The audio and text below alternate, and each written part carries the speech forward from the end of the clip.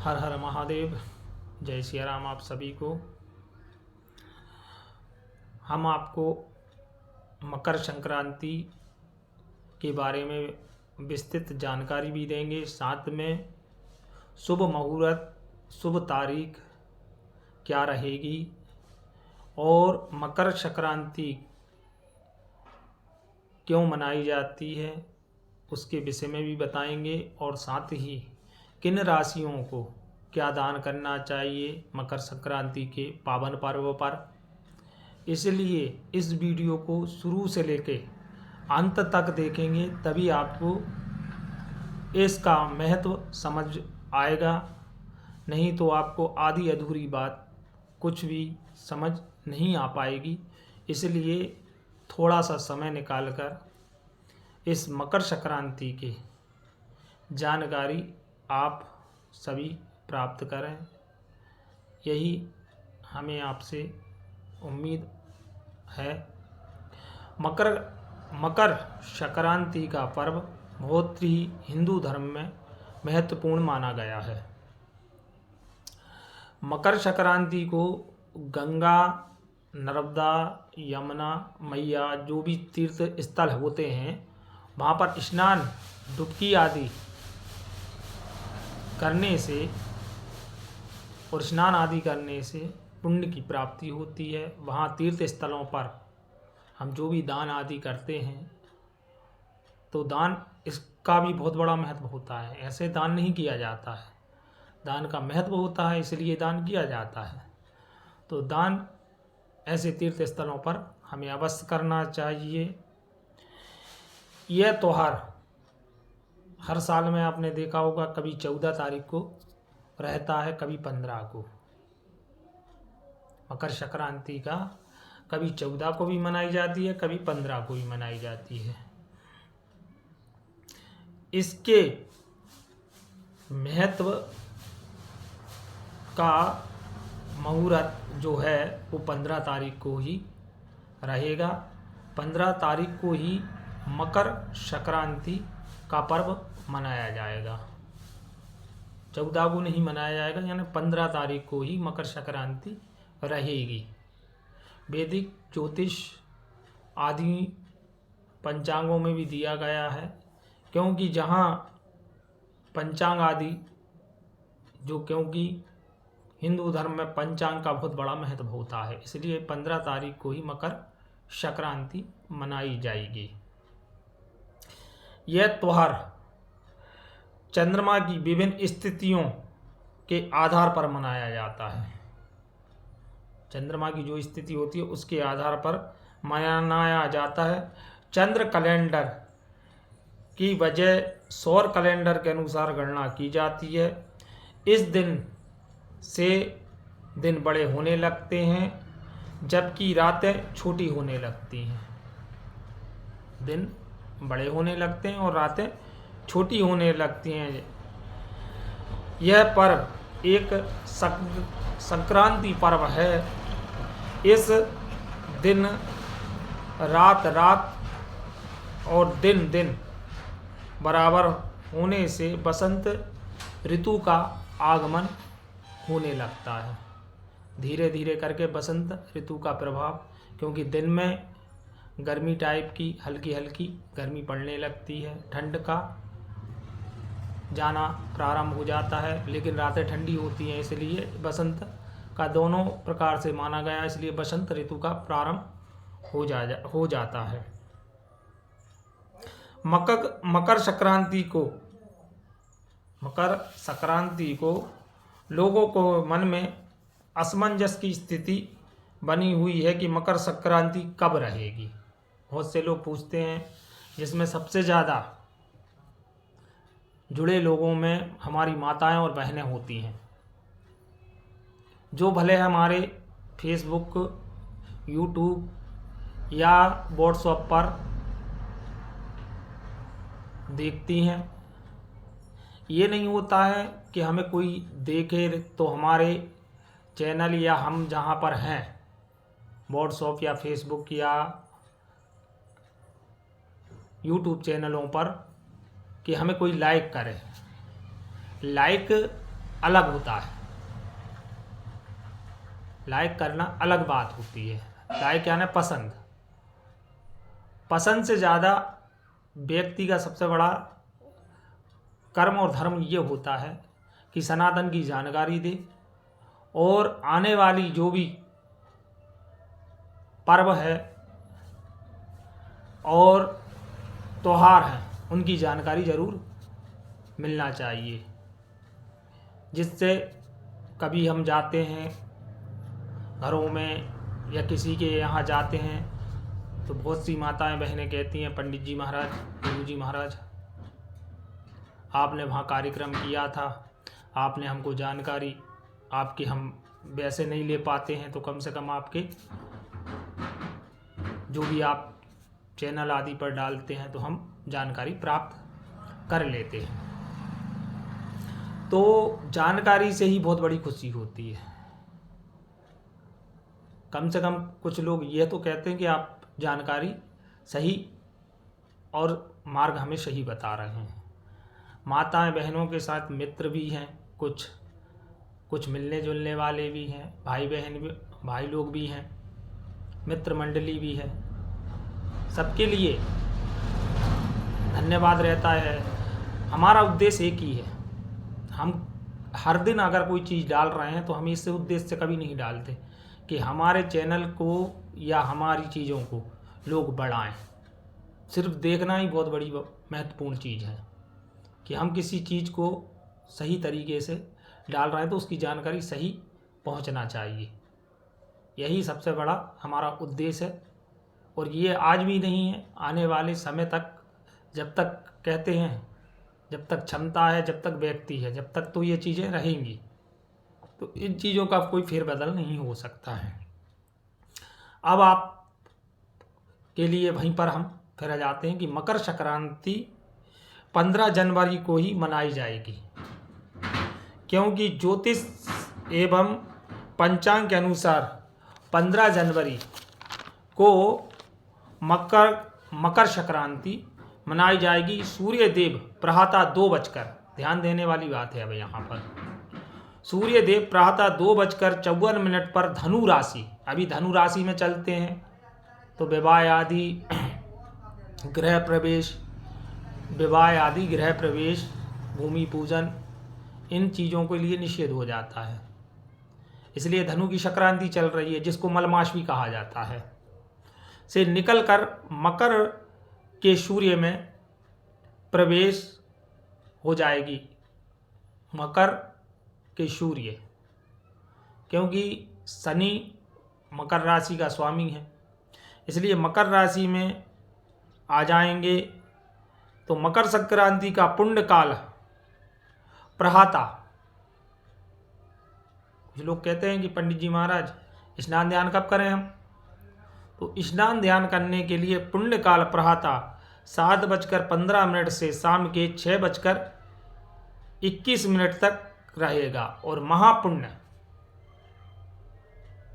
जो महापुण्य फल प्राप्ति के लिए होता है, उसका समय रहेगा 7:15 से 9:06 तक, सुबह तक। इस समय में आप तिल उपटन का लगाकर स्नान कर सकते हैं। मकर संक्रांति के पर्व पर किसी तीर्थ स्थल पर जाकर, ये आपके लिए श्रेष्ठ बताया गया है ज्योतिष पंचांग के अनुसार।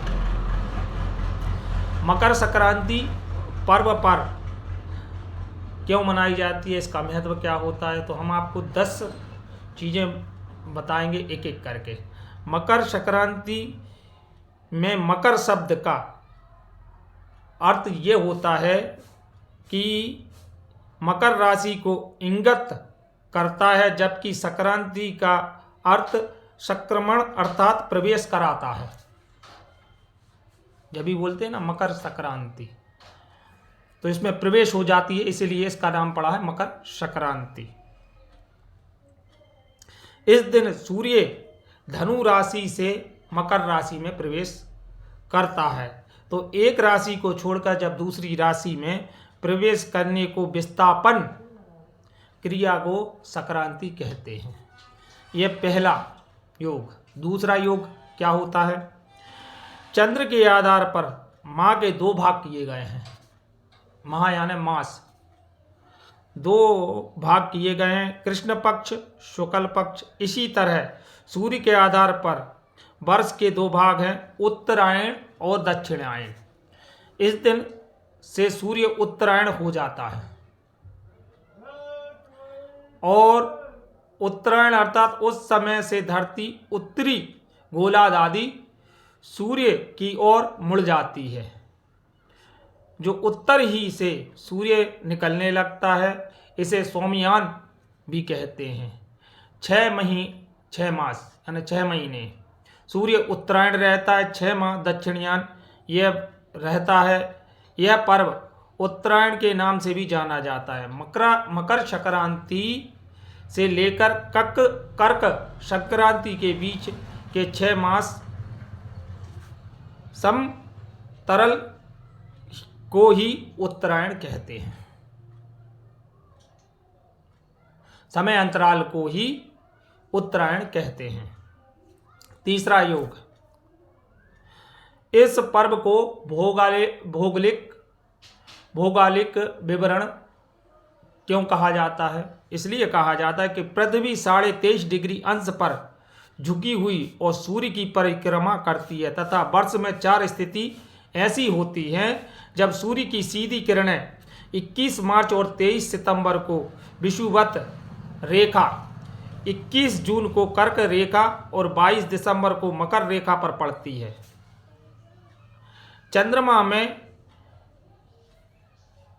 चंद्रमा के पथ को 27 नक्षत्रों में बांटा गया है। भारतीय ज्योतिष में इन 4 स्थितियों को 12 संक्रांतियों में बांटा गया है, जिसमें 4 संक्रांति महत्वपूर्ण है। 4 संक्रांति महत्वपूर्ण कही गई हैं। इनमें कौन कौन सी होती हैं? पहली मेष की संक्रांति, दूसरी तुला की, तीसरी कर्क की और चौथी मकर की संक्रांति, इनको कहा गया है। चौथा योग क्यों कहलाता है? क्योंकि इस समय फसल लहलाने लगती है। इस दिन से बसंत ऋतु की शुरुआत होती है। यह पर्व संपूर्ण अखंड भारत में फसलों के लिए आगमन की खुशी के रूप में मनाया जाता है। खेत में सरसों के फूल मनमोहक लगने लगते हैं। पांचवा पर्व संक्रांति का महत्व। मकर संक्रांति के इस पर्व को भारत के अलग अलग राज्यों में वहाँ के स्थानीय तरीकों से मनाया जाता है। दक्षिण भारत में इस त्योहार को पोंगल के रूप में मनाया जाता है। उत्तर भारत में इसे लोहड़ी, खिचड़ी पर्व भी से मनाते हैं और पतंग उत्सव आदि कहीं कहीं मनाया जाता है। मध्य भारत में इसे संक्रांति कहा जाता है। मकर संक्रांति को उत्तरायणी, माघी, खिचड़ी आदि नाम से भी जाना जाता है। हम इसलिए आपको बता रहे हैं कि किसी चीज़, हर व्यक्ति स्नान ध्यान करने के बाद, और 14-15 तारीख को मकर संक्रांति है, लेकिन उसके महत्व को जानना भी बहुत आवश्यक है। इसलिए हम आपको जानकारी एक एक करके डिटेल में बता रहे हैं। छठा योग। तिल, गुड़ और लड्डू पकवान आदि क्यों बनाए जाते हैं? इसका भी बहुत बड़ा महत्व है। सर्दी के मौसम में वातावरण का तापमान बहुत कम होने के कारण शरीर में रोग और बीमारियां जल्दी लगती हैं। इसलिए इस दिन गुड़ और तिल से बने मिष्ठान या पकवान बनाए जाते हैं, खाए और बांटे जाते हैं। इनमें गर्मी पैदा करने वाले तत्वों के साथ साथ शरीर के लिए लाभदायक पोषक पदार्थ भी होता है। उत्तर भारत में इस दिन खिचड़ी का भोग भगवान को लगाया जाता है। गुड़, तिल, रेवड़ी, गजक का प्रसाद बांटा जाता है। इतना अद्भुत है, बस समझने वाली बात है। सातवां, स्नान, दान, पुण्य और पूजा क्यों की जाती है? कुछ लोग कहते हैं कि नहा लो, खा लो और बस इसके बाद कुछ करना ही नहीं है। लेकिन इसका ही महत्व समझिए। माना जाता है कि इस दिन सूर्य अपने पुत्र शनि देव से नाराजगी त्याग कर उनके घर गए थे, इसलिए इस दिन पवित्र नदी में स्नान, दान, पूजन आदि करने से हजारों गुना पुण्य की प्राप्ति होती है। इस दिन गंगा सागर में मेला लगता है। गंगा सागर में मेला क्यों लगता है, उसका एक महत्व है कि सारे तीर्थ बार बार और गंगा सागर एक बार। तो गंगा सागर का अर्थ होता है कि गंगा जी में मेला मकर संक्रांति को ही भरा जाता है और उस दिन का बहुत बड़ा महत्व है गंगा सागर में, इसलिए गंगा स्नान बहुत महत्व है। इसी दिन मलमास भी समाप्त होता है, शुभ माह प्रारंभ हो जाता है। कारण लोग दान पुण्य से अच्छी शुरुआत करते हैं। इस दिन को सुख समृद्धि का माना जाता है। इस दिन से कई चीज़ें प्रारंभ हो जाती हैं, जैसे ही मकर संक्रांति के दूसरे दिन से भूमि पूजन है, गृह प्रवेश है, विवाह आदि कर्म है, मुंडन आदि कर्म है। फिर इसके बाद मंदिर आदि की प्राण प्रतिष्ठाएं हैं, कलश आदि स्थापित होते हैं, यज्ञ हवन बड़े बड़े जो रहते हैं इस दिन से प्रारंभ माने जाते हैं, इसीलिए इसका बहुत बड़ा धार्मिक महत्व भी है। 8वां महत्व, पतंग महोत्सव का पर्व क्यों? कुछ लोग पूछते हैं कि भाई ये त्योहार तो ये है, पर पतंग क्यों? ये पर्व पतंग महोत्सव के नाम से भी जाना जाता है। पतंग उड़ाने के पीछे मुख्य कारण ये है कि सूर्य के प्रकाश में कुछ देर समय बिताने से यह समय सर्दी का होता है। इस मौसम में सुबह का सूर्य प्रकाश शरीर के लिए स्वस्थवर्धक और त्वचा व हड्डियों के लिए अत्यंत लाभदायक होता है। अंततः उत्सव के साथ सेहत का भी लाभ मिलता है। लेकिन पतंग से जुड़ी हुई बात ध्यान रखें, पतंग ऐसी जगह ना उड़ाएं जहां भीड़ भाड़ वाला क्षेत्र हो। ऐसे क्षेत्र में है जहां मैदानी क्षेत्र हो, किसी को नुकसान ना हो और कोई परेशान ना हो आपकी वजह से पतंग उड़ाने में। इसका भी ध्यान रखना है आपको, ये सावधानी है। इसके बाद नमा क्या है? अच्छे दिन की शुरुआत क्यों कहा गया है? भगवान श्री कृष्ण ने उत्तरायण का महत्व बताते हुए गीता में कहा गया है कि उत्तरायण के मास में शुभ काल में जब सूर्य देव उत्तरायण होते हैं और पृथ्वी प्रकाशमय रहती है, तो इस प्रकाश में शरीर का परित्याग करने से व्यक्ति का पुनर्जन्म नहीं होता है। ऐसे लोग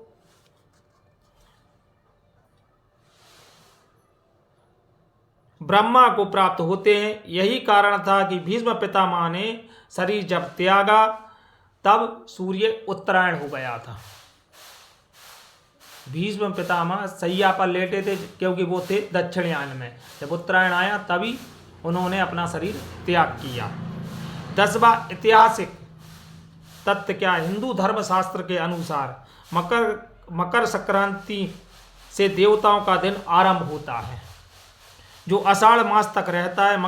मकर संक्रांति के दिन ही माँ गंगा जी भागीरथ के पीछे पीछे चलकर कपिल मुनि के आश्रम में होती हुई सागर में जाकर मिली थी। महाराज भागीरथ ने अपने पूर्वजों के लिए इस दिन तर्पण किया था, इसलिए मकर संक्रांति पर गंगा सागर में मेला लगता है।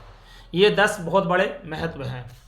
अब मकर संक्रांति पर किस राशि को क्या दान करना चाहिए और कैसा रहेगा, ध्यान दीजिए। मेष राशि वाले, जिनके भी मेष राशि पड़ती है, मेष राशि वालों को सूर्य देव की पूजा करें विधिवत।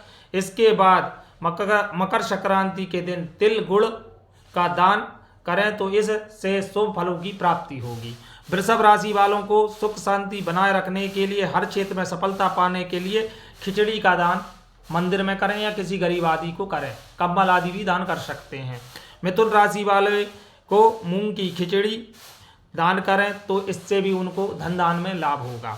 कर्क राशि वाले जातकों को सूर्य देव को दूध, चावल और तिल मिलाकर अर्घ देवें, साथ ही गुड़ और तिल का दान करें। ऐसा करने से हर संकट में छुटकारा मिलेगा। सिंह राशि वालों को जातकों को हर काम में सफलता पाने के लिए तो तिल गुड़ का दान करना चाहिए। कन्या राशि वालों को जातकों को दिन में ही गाय को हरा चारा खिलाएं। मकर संक्रांति के दिन इसके साथ मूंग दाल की खिचड़ी बनाकर दान करें और खुद भी खाएं। तुला राशि वाले जातकों को विधिवत सूर्य देव की पूजा करने के साथ सफ़ेद वस्तु जैसे दूध चावल और चंदन का दान अवश्य करना चाहिए। वृश्चिक राशि वालों को जातकों को मकर संक्रांति के दिन गुड़ का दान अवश्य करना चाहिए। धनु राशि वालों को जातकों को मकर संक्रांति के दिन गुड़ तिल का दान करने से मान सम्मान और समाज में सम्मान की प्राप्ति होती है।